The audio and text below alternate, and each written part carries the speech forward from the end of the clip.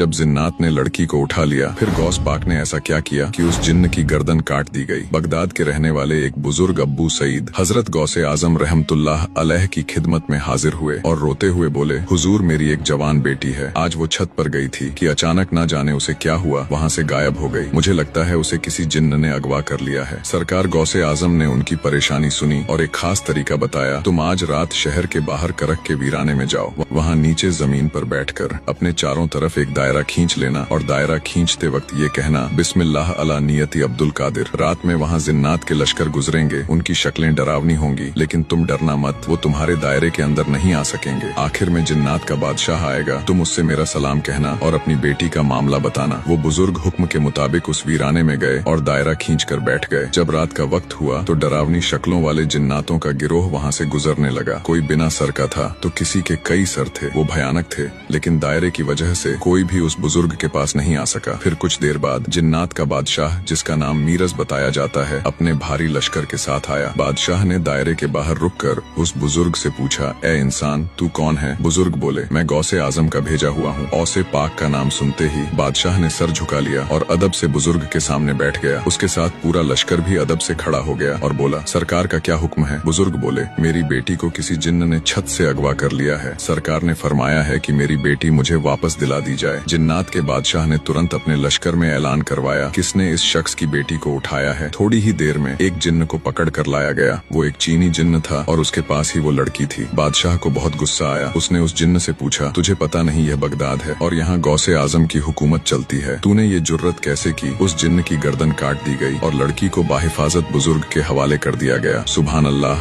गौसे आजम का वो मर्तबा है जहाँ जिन्नात भी